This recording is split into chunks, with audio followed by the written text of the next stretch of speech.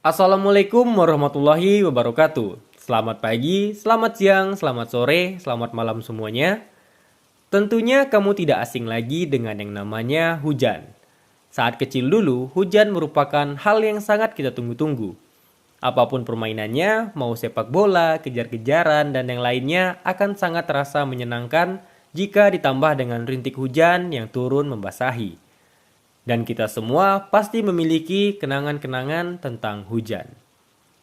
Akan tetapi, yang tidak terpikirkan oleh kita ataupun pernah terlintas di pikiran kita, tapi tidak kita cari tahu, adalah bagaimana proses terjadinya hujan.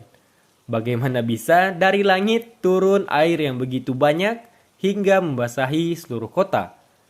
Nah, buat kamu yang penasaran, jangan skip video ini, karena video kali ini kita akan membahas proses terjadinya hujan secara singkat tentunya agar mudah untuk dipahami. Menurut laman katadata.co.id, hujan merupakan sebuah proses penguapan yang terjadi di permukaan bumi dari wilayah perairan, tumbuhan, atau daratan. Proses terjadinya hujan berhubungan dengan siklus air atau siklus hidrologi. Siklus tersebut akan menyebabkan air turun dari atmosfer ke permukaan bumi. Nah, jika hanya mendengar pengertian dari hujan seperti yang saya sebutkan tadi, pastinya proses terjadinya hujan terasa lumayan ribet ya. Tapi sebenarnya tidak seperti itu kok. Jika diuraikan secara singkat, ada 3 tahapan terjadinya hujan. Yang pertama adalah evaporasi atau penguapan. Proses ini merupakan penguapan air yang ada di permukaan bumi, baik di daratan ataupun perairan. Penguapan ini terjadi karena adanya suhu panas. Contohnya, pada saat kamu tidak sengaja menumpahkan air di teras depan rumahmu di siang hari yang panas, dan kamu tidak langsung membersihkan tumpahan air tersebut. Beberapa waktu kemudian, tumpahan air tersebut semakin berkurang, bahkan jika tumpahan airnya hanya sedikit, bisa jadi tumpahan air tadi hilang sepenuhnya. Hal tersebut dapat terjadi karena panas dari matahari membuat air sedikit demi sedikit menguap menjadi gas.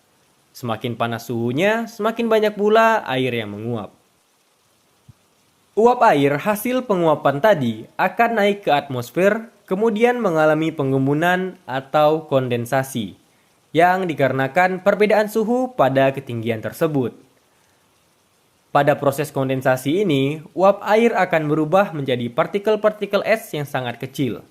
Partikel es yang terbentuk akan mendekati satu sama lain dan membentuk benda putih yang kita sebut dengan awan. Dan yang terakhir adalah proses presipitasi, yang dimana pada proses ini sang hujan akan turun, karena presipitasi merupakan proses mencairnya butiran es di awan. Awan yang sudah terbentuk pada proses sebelumnya tadi saat sudah terlalu padat dan tidak bisa lagi menahan beban air akan jatuh ke daratan dan menjadi rintik hujan yang sering kita lihat. Nah, sekarang sudah tahu kan bagaimana proses terjadinya hujan walaupun hanya secara singkat. Jadi, setelah ini saat kamu melihat hujan, jangan terus-menerus membayangkan kenangan-kenangan sedih bersamanya. Tapi kamu bisa membayangkan bagaimana proses terjadinya hujan dari air yang menguap menjadi awan dan turun sebagai hujan. Oke teman-teman, sekian dulu video kali ini. Semoga bermanfaat dan jika kalian suka dengan videonya, kalian bisa mendukung kami dengan cara klik tombol like, share, subscribe, serta hidupkan tombol notifikasinya ya. Terima kasih.